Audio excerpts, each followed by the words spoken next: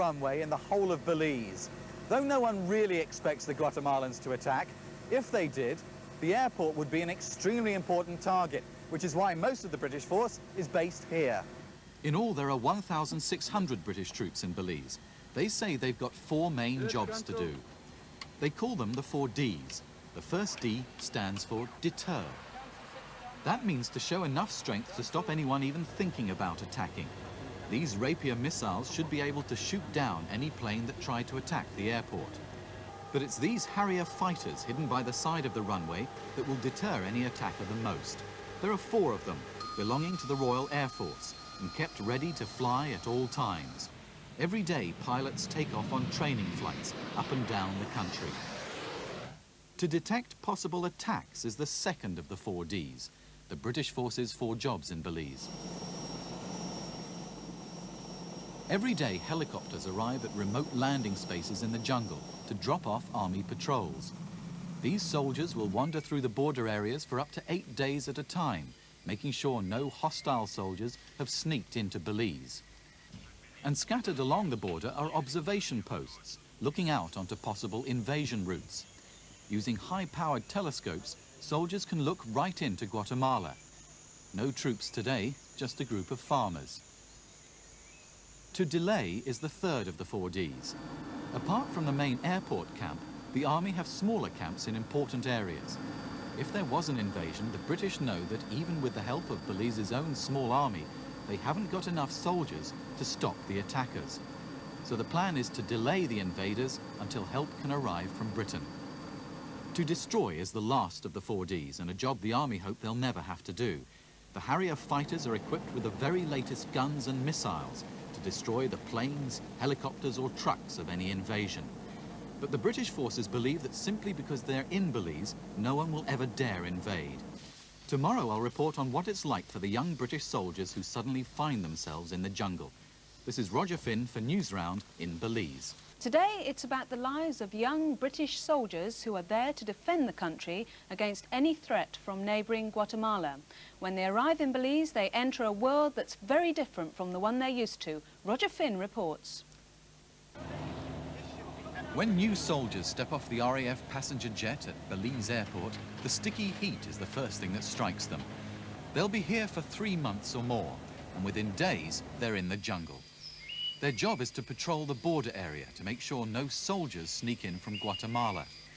But at the same time, they're being trained in the art of jungle survival. Setting up camps, or bashers as they call them, and learning how to put on camouflage paint to hide themselves in the forests.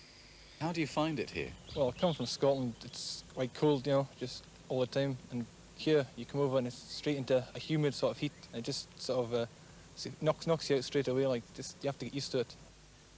This is Halacte village, deep in the jungle. About 75 Mayan Indian families live here, growing rice and corn and beans. It's an important place for the army because it's right on the border with Guatemala. And it's also the place where many soldiers first meet the real people of the jungle. Today, this troop of soldiers have a very special visit to make. Off to see a mother and baby whose lives they'd saved. A few weeks before, a Mayan man had come running up to their camp to tell them that his wife was very ill. She was having a baby and desperately needed medical help. The soldiers gave her some treatment, but it was vital she got to a hospital.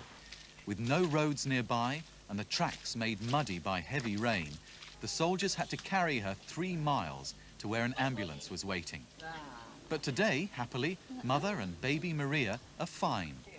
Private Ben Gunn was one of those who helped in the rescue. How close do you think the mother came to dying that night? She was pretty close. She'd lost a lot of blood. So how do you feel looking at the baby now? A bit of an achievement, you know.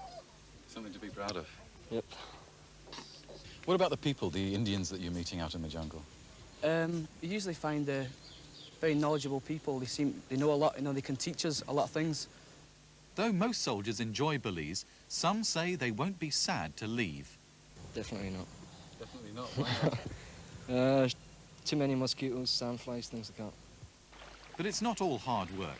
This is the Army's observation post on an island called Hunting Key. From here they keep a watch on ships from neighbouring countries. the perfect place to escape from the mosquitoes and discomforts of the jungle. This is Roger Finn for Newsround in Belize. The Queen's Own Highlanders observe an equally solemn tradition when toasting a departing commanding officer. Gentlemen, I propose a toast, Highland Honours, Colonel Peter.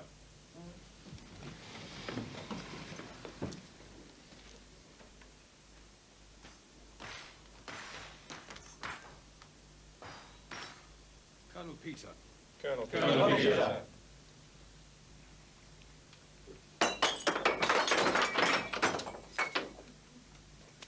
Well, it does save the washing up. But the pipes are not redundant with the Queen's Own Highlanders. The dancing that once celebrated Scottish victories in battle is now a serious cultural item on the regimental curriculum.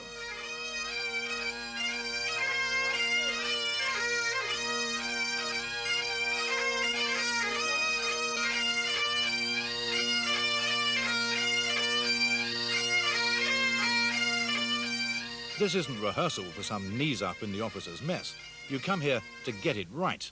Well, I judge that really not quite ready to pass off the floor and dance at a regimental guest night. I think the problem really, unusually, lies at the beginning of the dance in the strathspey.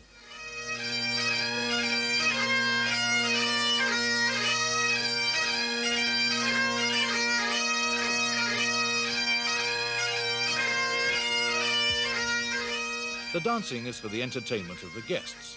Without exception, British Army regiments are excellent hosts, yet hosts only now coming to terms with the existence of a previously neglected species known as women. The British Army may have quaint ways of doing things. This man, a Queen's Own Highlander, is leaving the battalion after 22 years. By tradition, he is chaired out by men of his own rank.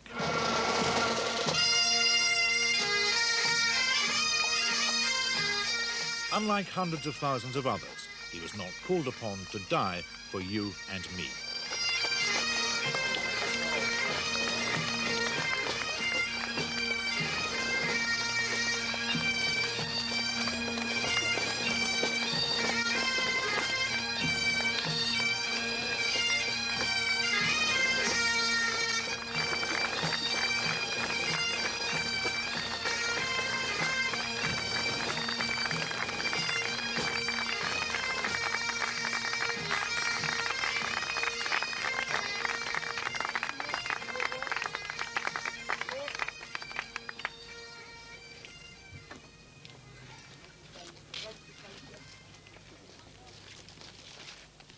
Alexander, it gives me great pleasure to not only say goodbye to you on behalf of the battalion, but also to give you your final dram on your final day in the battalion.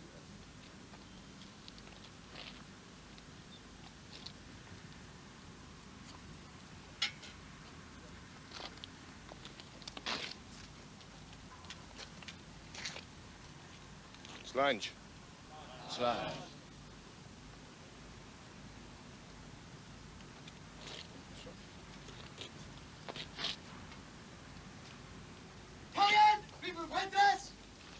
Cheers for Cosson Hunter! Capep!